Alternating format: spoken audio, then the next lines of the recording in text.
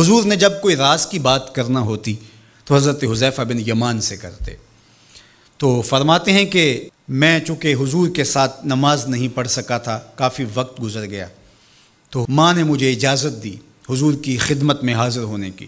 اس شرط پہ ماں نے چھٹی دے دی کہ حضور سے جا کے میرے لیے بھی اور اپنے لیے بھی مغفرت کی دعا کروانا، چونکہ صحابہ کی شدید آرزو ہوتی تھی کہ حضور کے ہاتھ اٹھ جائے۔ انہیں پتہ تھا کہ یہ ہاتھ اٹھ جائے تو باب اجابت تک پہنچتے ہیں، پھر خالی نہیں موڑے جاتے۔ تو کہا کہ حضور سے میرے لیے اور اپنے لیے مغفرت کی دعا کروانا۔ ماں نے اجازت دے دی تو یہ حضور کی خدمت میں آئے۔ کہتے ہیں میں نے مغرب کی نماز پڑھی اور سلام پھرا تو میرے دل میں تھا کہ حضور سے ملوں اور کہوں کہ حضور میرے لیے، میری ماں کے لیے مغفرت کی دعا کر دیجئے، لیکن حضور نوافل میں ایسے مشغول ہوئے کہ مجھے موقع نہ مل پایا، حتیٰ کہ عشاء کا وقت ہو گیا۔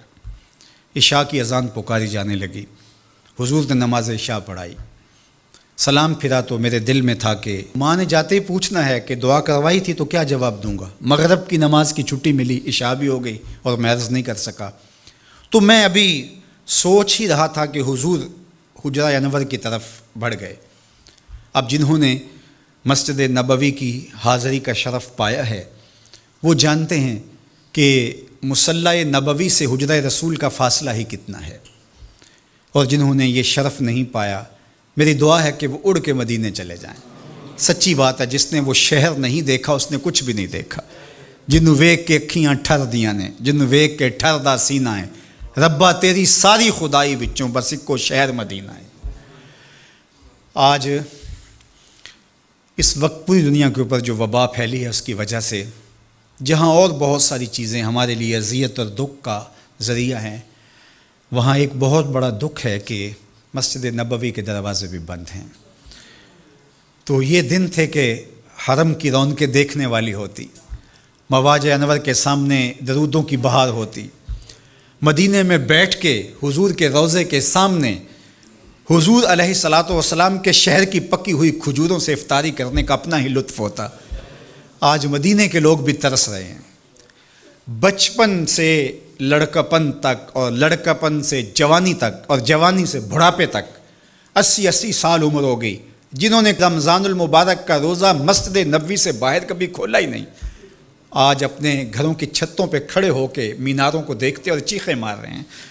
اللہ اس وبا کے دن مختصر کر دے اور اس امت کے لیے آسانیاں پیدا کر دے۔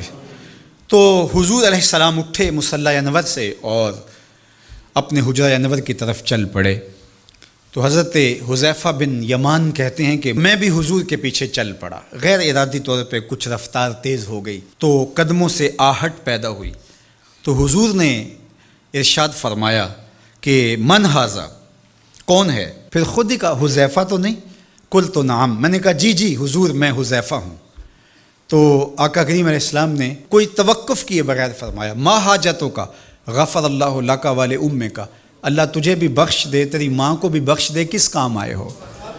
اب حذیفہ بن یمان کہتے ہیں جو کام تھا وہ تو جنبش لب سے پہلے ہو گیا، یہاں تو لفظوں کا سہارا نہیں لینا پڑتا، وہ بند لبوں کی بولیاں سمجھتے ہیں۔ تو کہتے ہیں کہ جو حاجت تھی وہ تو پوری ہو گئی، یہی تو کہنا تھا کہ حضور میرے لیے اور میری ماں کے لیے مغفرت کی دعا کیجیے۔ پھر حضور نے ارشاد فرمایا قال ان ھذا ملک لم ینزل الارض قط قبل ھذہ اللیلہ، اے حذیفہ یہ فرشتہ ہے جو اس رات سے پہلے زمین پر کبھی نہیں آیا، یہ پہلی مرتبہ آیا ہے۔ استاذن ربہ ان یسلم علیہ، اس نے رب سے اجازت مانگی تھی، مالک تیرے محبوب کو سلام نہ کر رہا ہوں، مجھے سلام کرنے آیا ہے، لیکن ساتھ ساتھ مالک نے کہا کہ جا رہے ہو میرے محبوب کے پاس سلامی پیش کرنے کے لیے تو ایک تحفہ بھی لیتے جاؤ، تو وہ بھی مجھے دینے آیا ہے۔ تو وہ تحفہ کیا ہے سنو، بے انا فاطمہ سیدۃ نساء اہل الجنہ، مجھے خوشخبری دینے آیا ہے کہ آپ کی بیٹی فاطمہ جنتی عورتوں کی سردار ہے، اور وَأَنَّ الْحَسَنَ وَالْحُسَيْنَ سَيِّدَا شَبَابِ أَهْلِ الْجَنَّةِ، اور حسن اور حسین فاطمہ کے بیٹے جنتی جوانوں کے سردار ہیں۔ یہ آج خوشخبری لے کر کے میرے پاس مجھے سلام کرنے آیا ہے۔ تو یہ ملکہ جنت ہیں، خاتون جنت ہیں، سیدہ نساء اہل جنت ہیں۔ کہتے ہیں کہ جب حضور علیہ الصلاۃ والسلام کو سیدہ فاطمہ الزہرا رضی اللہ تعالی عنہا کوئی بات کرتی تھیں تو حضور ان کی بات کو نہیں ٹالتے تھے، ان کی بات مان لیتے تھے۔ تو آج ہم سیدہ فاطمہ الزہرا رضی اللہ تعالی عنہا کی وساطت سے حضور کی بارگاہ میں استغاثہ پیش کرتے ہیں کہ اس امت مرحوم پہ اللہ سے رحم کی خیرات مانگیں اور اللہ میرے وطن کی خیر کرے، امن، رحمت اور کرم نوازیوں کے اجالے اور نور نصیب ہو، میری قوم کی بیٹیوں کو اسوہ فاطمہ کے اجالے عطا